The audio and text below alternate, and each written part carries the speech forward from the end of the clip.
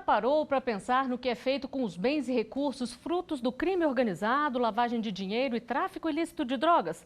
Ou ainda, o que acontece com armas apreendidas durante uma operação policial?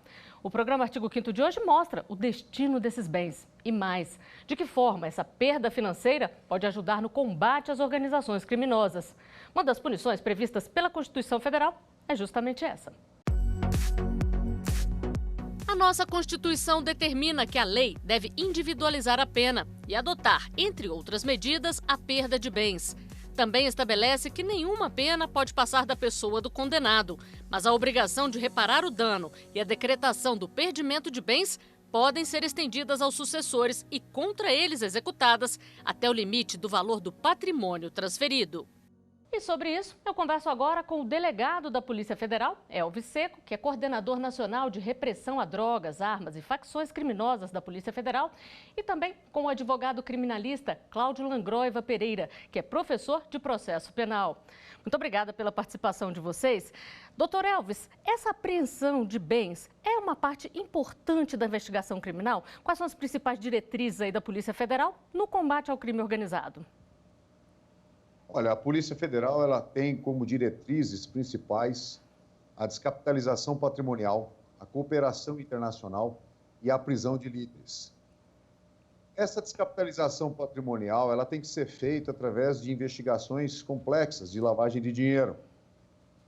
Então, a nossa principal vertente é atacar o crime organizado, tráfico de drogas, na questão patrimonial, na questão da descapitalização, da desarticulação patrimonial. Você retira o poder financeiro da organização criminosa, você prende os seus líderes, identificando quais são essas lideranças, e você enfraquece a organização criminosa na sua essência, na sua raiz. Doutor Langroiva, e além do inciso do artigo 5º que a gente mostrou, também tem o artigo 243, que trata especificamente do que é feito com os bens apreendidos em tráfico ilícito de drogas e diversas leis específicas sobre isso, não é mesmo?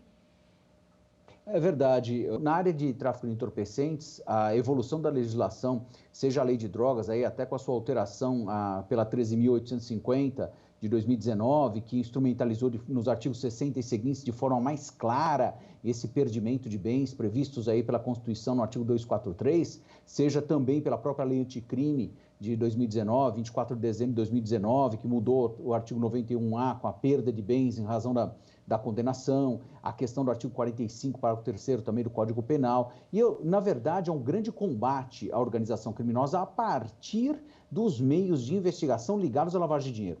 O grande detalhe hoje é realmente imobilizar as organizações criminosas, secar a fonte de renda dessas organizações criminosas, tornando elas mais frágeis e suscetíveis aí à força policial propriamente dita, com apreensão, prisões, etc. Você vai trabalhando nesse sentido. E os últimos anos, em especial aí nas pesquisas que a gente tem feito na universidade, através do grupo de pesquisa de políticas públicas de segurança, tem analisado a Polícia Federal e visto isso com muito sucesso. O grande mote hoje da investigação contra a criminalidade organizada é realmente lavagem de dinheiro aqui no mundo inteiro. E desde outubro do ano passado, a lei permite maior agilidade na destinação de bens apreendidos ou sequestrados que tenham vinculação com o tráfico ilícito de drogas. Vamos conferir a reportagem. Dados da Polícia Federal mostram que de 2009 a 2019 foram apreendidos ou sequestrados cerca de 2.760 bilhões de reais em bens provenientes do tráfico ilícito de drogas. Este ano, mesmo com a pandemia, o total já ultrapassa 23 milhões de reais.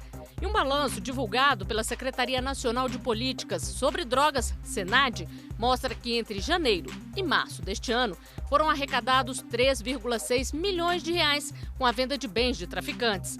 Até o final do ano estão previstos 100 leilões em todo o país. Doutor Elvis, mesmo durante a pandemia, a gente viu que as operações aí têm trabalhado e têm tido grande sucesso na apreensão de bens e também de drogas, não é isso? Essas apreensões, elas são parte importante da investigação. Como é que é desenvolvida uma operação contra a lavagem de dinheiro aí, fruto de tráfico de drogas? Olha, essa pergunta ela é muito importante. A gente tem que esclarecer algumas coisas para as pessoas, para a população em geral. A apreensão de droga, por si só, ela não significa absolutamente nada no combate ao crime organizado.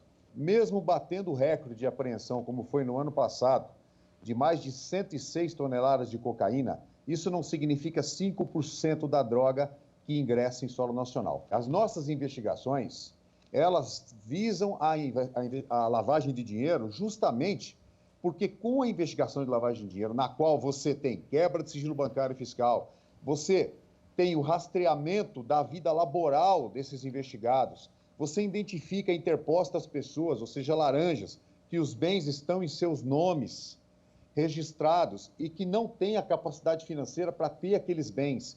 As investigações de lavagem de dinheiro, elas são complexas, elas não necessitam nem de 1 grama de droga para que sejam feitas. Você só atinge o cerne da organização criminosa através de investigações complexas de lavagem de dinheiro, através de capacitação dos seus policiais em investigação financeira, como se você estivesse investigando, por exemplo, desvio de verba pública. Não há diferença.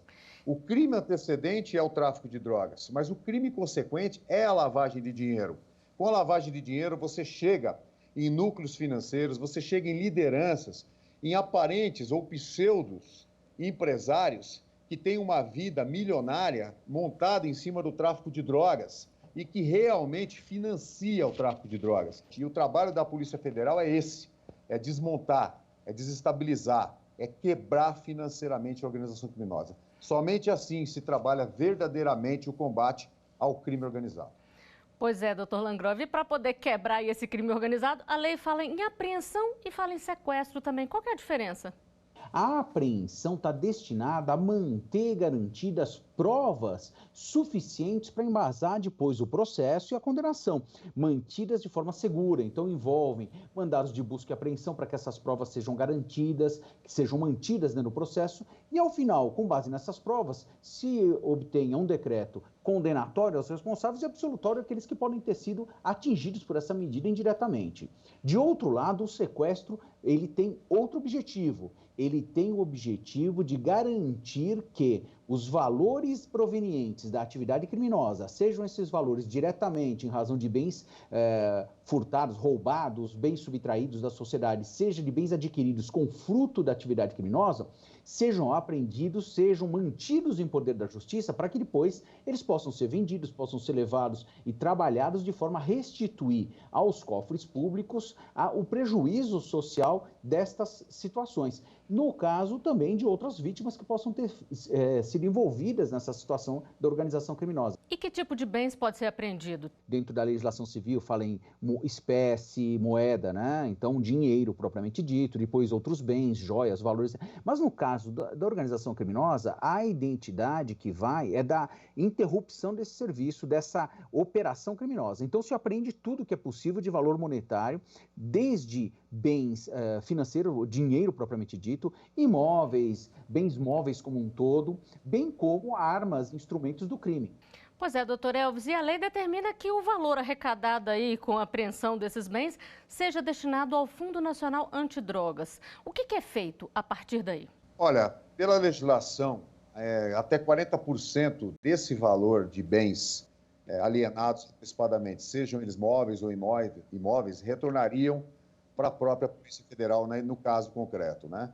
E a previsão para esse ano de 2020, com pandemia ou não, é passar de 1 bilhão de patrimônio sequestrado do crime organizado, através de investigações complexas de lavagem de dinheiro, independentemente da apreensão de droga. Então, a venda desses bens, praticamente, se fosse revertido num todo, você praticamente supriria nosso orçamento. E uma vez esses bens sendo vendidos, alienados antecipadamente, sem que se deteriorem em pátios, com anos e anos e anos demorando, esperando, aguardando o final do processo, isso aí representa para a sociedade um ganho, representa uma retroalimentação da polícia e, acima de tudo, é uma outra sanção punitiva àquele que utilizou do tráfico de drogas para se enriquecer ilicitamente, para lavar dinheiro, para destruir vidas, para prejudicar a sociedade. Bom, como o senhor falou aqui, dependendo do bem, ele pode perder o valor com o tempo. Para evitar isso, muitas vezes o processo é agilizado. E este é o tema de uma das perguntas que a nossa equipe recebeu. bens apreendidos podem ser vendidos antes mesmo do fim do processo para evitar a desvalorização? Doutor Langroiva, a partir de que momento ali do processo que esses bens podem ser vendidos?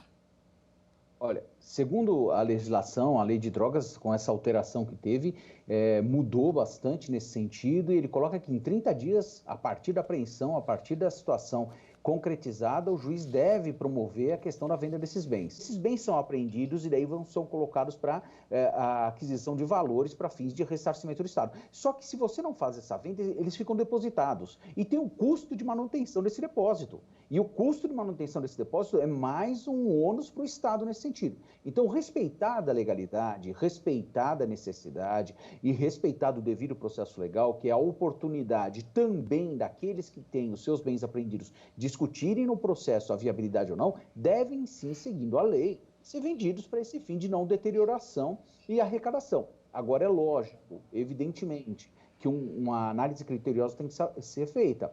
Há sempre uma investigação por trás que consegue já ter um indício forte de que aqueles bens são oriundos de lavagem de dinheiro, são oriundos de tráfico, são oriundos de ilicitude, e que dá ao juiz uma segurança de colocar esse bem à venda, né, de fazer essa arrecadação, sem prejuízo de amanhã ou depois. Esses valores arrecadados dentro de um processo devidamente constituído, legalmente realizado, tem que ser ressarcido. Isso é um risco, mas é um risco social por um bem maior, da segurança social. O que importa é que não haja ilegalidade na execução destas medidas por parte do Estado, de forma que o devido processo legal seja realizado e que a defesa também, tendo pleno acesso a tudo, possa se manifestar nesse encaminhamento sem obstruir o correto, mas com direito à ampla defesa, ao contraditório, para que ao final, num processo dessa natureza, seja um dos bens, seja da condenação, haja certeza da justiça feita. E o que acontece se a pessoa acusada for inocentada e os bens apreendidos já não existirem mais? Vamos a mais uma pergunta. Quais são as garantias para a pessoa acusada? O que acontece se ela for absolvida e os bens já tiverem sido vendidos? Doutor Elvis, como é que funciona nesses casos? Aí os bens têm que ser ressarcidos de alguma forma para essa pessoa? Olha, para ser bem sincero, na seara do tráfico de drogas, menos de 1% dos bens são restituídos às pessoas, ou seja, menos de 1% das pessoas envolvidas no sequestro e apreensão de bens são inocentadas. Em algumas hipóteses, mesmo inocentadas, os bens às vezes ficam perdidos. No caso, por exemplo, de interpostas pessoas que tiveram seus nomes utilizados, não têm a capacidade financeira para ter aquele bem, mas não havia, por exemplo, conexão com o tráfico de drogas. Ela vai ser inocentada do crime de associação ou de tráfico de drogas, mas aquele bem vai ser perdido.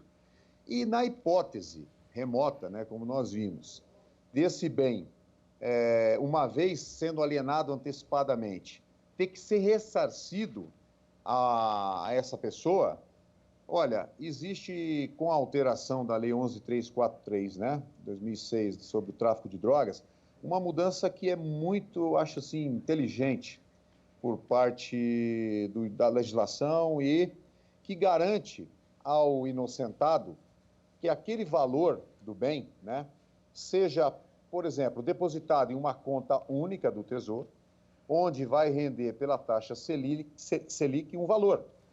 Uma vez finalizado o processo, inocentado, pela legislação, em até 3 dias após isso, a Caixa Econômica Federal retornará esse dinheiro para aquela pessoa.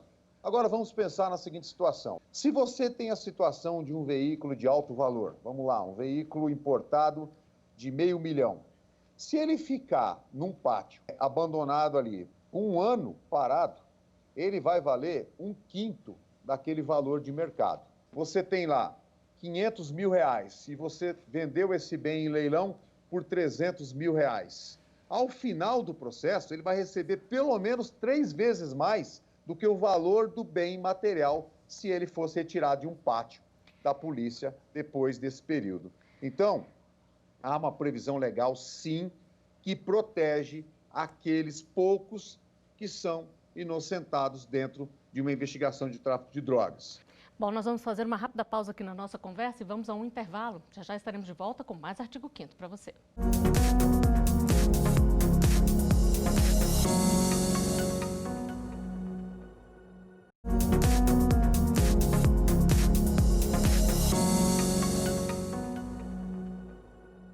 O artigo 5º está de volta. No programa de hoje, a gente fala sobre a destinação de bens e recursos apreendidos em investigações criminais.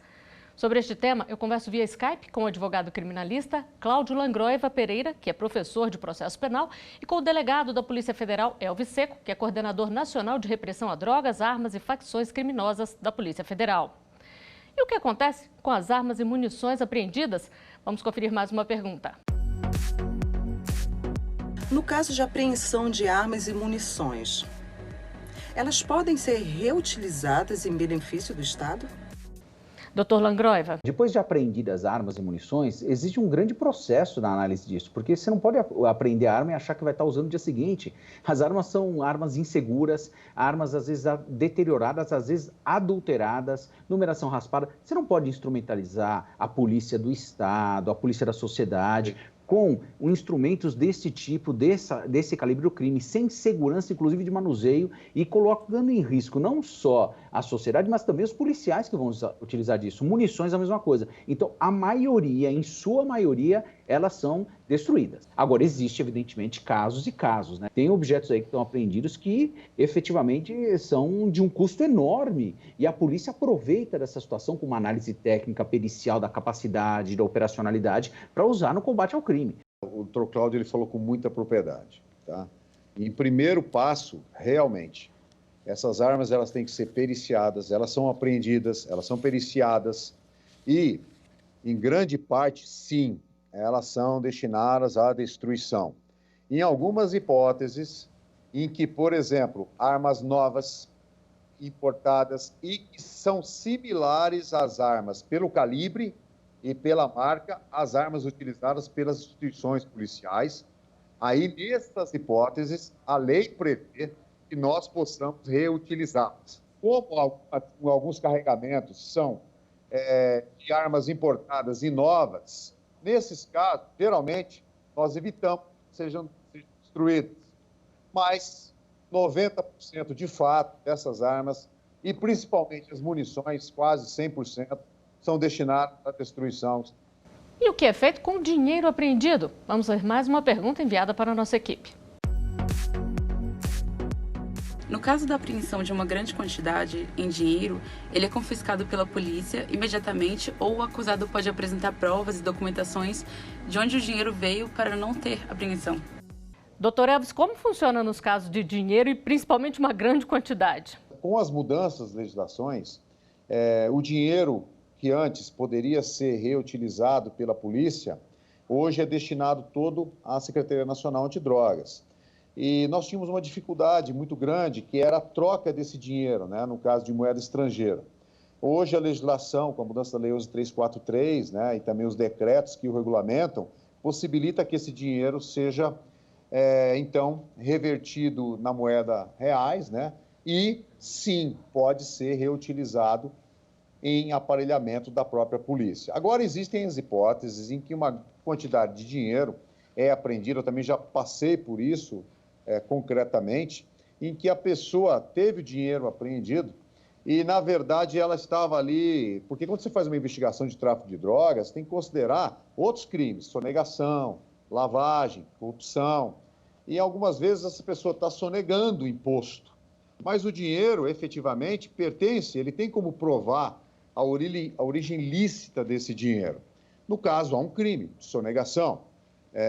Esse dinheiro ele vai ter que sofrer aí o ônus dessa sonegação, né? Ou seja, a Receita Federal, no caso, vai retirar um pouco desse valor em impostos, né? Em taxas, mas uma vez ele comprovando a origem lícita desse dinheiro, comprovando todo o passado desse dinheiro, a sua licitude na aquisição do bem ou daquele dinheiro, ou seja, ele tinha capacidade financeira para gerar aquele dinheiro. Olha, teve uma apreensão de R$500 mil. Não, mas esse dinheiro ele é fruto da venda de um bem, de família. Olha, aqui tem um inventário, esse bem foi vendido, pertencia aos meus pais, eu peguei dinheiro em espécie, sonegou imposto, mas ele conseguiu comprovar a licitude do dinheiro. Quem tem a atribuição, né, a competência para fazer essa restituição é o juiz do caso concreto, o juiz do processo. Uma vez comprovada a origem lícita, o Dr. Cláudio vai poder falar sobre isso, eu gostaria que ele falasse, esse dinheiro, enfim, é restituído. Como é essa restituição, então, Dr. Cláudio? Eu posso pautar essa situação, como bem aí disse o Dr. Elvis, nas apreensões, nas situações, em dois patamares. Existe a questão desses valores que são apreendidos em moeda e tem a questão dos valores que são objeto de bloqueio, né? Então, é muito difícil. Quando você encontra grandes valores em residência, em operações de tráfico de entorpecentes, é muito difícil esses valores serem valores ilícitos. Quem tem dinheiro numa quantidade aí, 5 milhões de dólares, tem o dinheiro no banco, não fica colocando dentro do cofre, dentro do colchão, né? Quem tem muito dinheiro em espécie em casa e está dentro de uma investigação dessa natureza, invariavelmente, lógico, tem as exceções, mas invariavelmente é do tráfico ilícito. Aí tem duas situações, a apreensão desses valores, depois aí esses valores podem ser sequestrados, tudo, mas ficam, evidentemente, à disposição do processo, dentro de um ciclo de um tempo, por isso que esse processo tem que ser o mais célere possível, para ver se esse dinheiro vai ser perdido ou se ele vai comprovar a origem lícita desses bens, sempre com correção.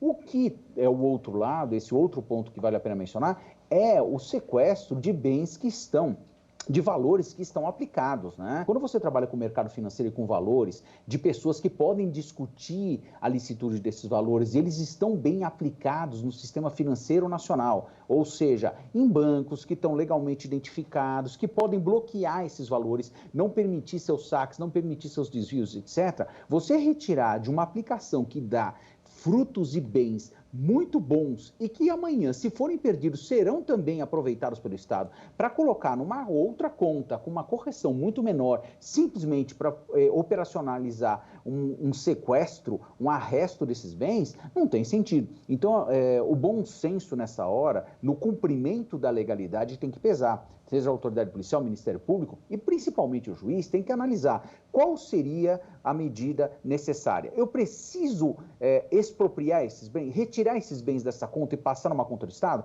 Ou eu posso bloquear esses bens no banco com uma ordem judicial determinando que eles continuem rendendo bons frutos, numa aplicação financeira segura? Lógico, eu não estou falando de mercado financeiro, né? Colocar em atividade de risco, em ações que oscilem, aquelas aplicações seguras. Eu posso mantê-los lá de forma que preserve o patrimônio, ou seja, garanta o patrimônio, preserve a correção patrimonial e ainda, ao final, se for restituído, o indivíduo não tem prejuízo ou tem o mínimo possível, já que ele provou a ilicitude. E de outro lado, o Estado também, se realmente provar a ilicitude, assuma bônus positivos melhores do que ele teria se tirasse daquelas situações. Porque a situação do investimento financeiro é essa, a gente tem que tomar esse cuidado. É um cuidado que a gente sempre fala como advogado criminal, quando está discutindo a situação, de que às vezes a vontade muito grande de combate, de acabar com a situação, acaba levando a situações como essa. E o juiz tem que tomar muito cuidado nesse sentido, como também na questão dos bens, né? Quando faz a venda dos bens, o cuidado com essa arrecadação das vendas dos bens.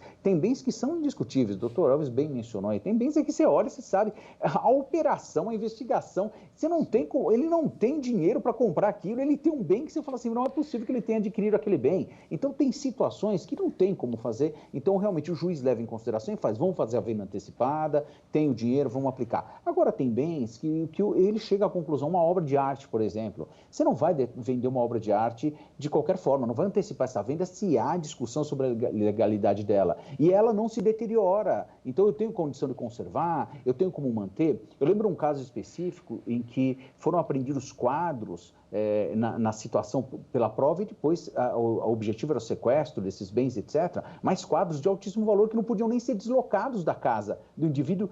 O deslocamento poderia causar um prejuízo ao bem.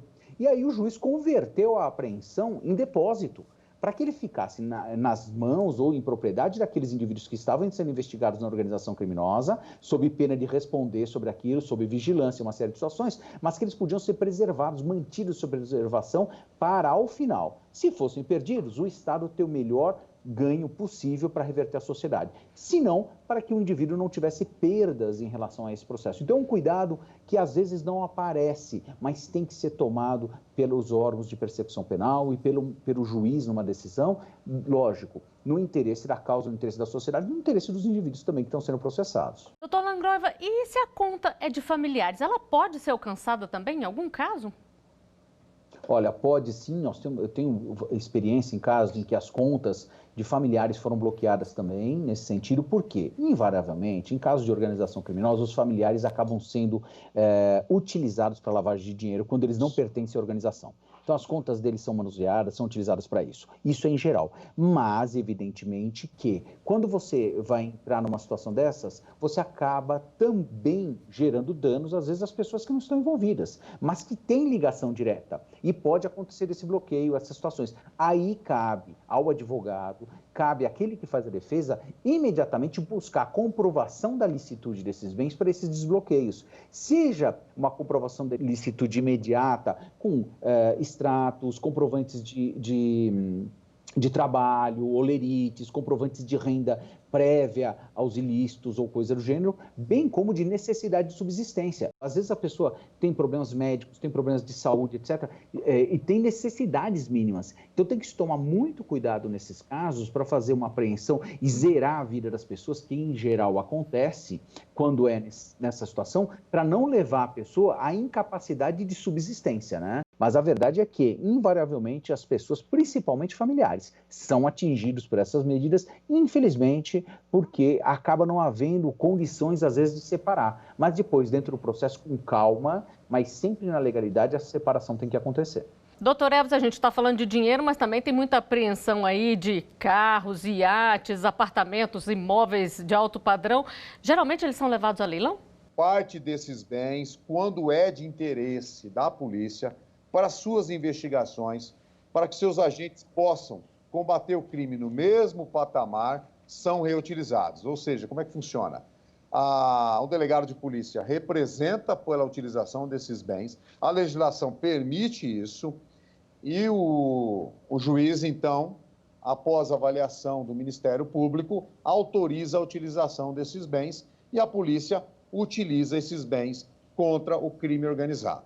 Esses bens, além de vendidos, podem reverter em espécie os próprios veículos, as próprias embarcações, as próprias aeronaves, podem ser reutilizadas pela polícia no combate ao crime organizado. Então, essa diferença é importante que a população entenda.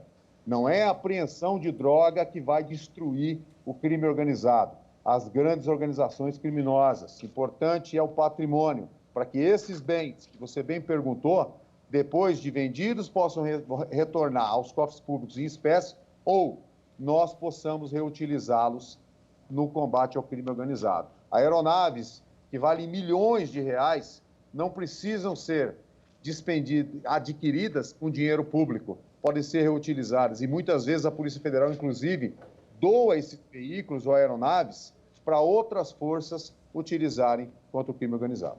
Bom, a gente teria muito mais a conversar aqui, mas infelizmente o nosso tempo chegou ao final. Dr. Langroeva, Dr. Elvis, muito obrigada pela participação de vocês. E eu agradeço também a sua companhia. Você pode rever os nossos programas pelo site da TV Justiça ou no nosso canal no YouTube. Saúde para todos nós e até o próximo Artigo 5º. Tchau!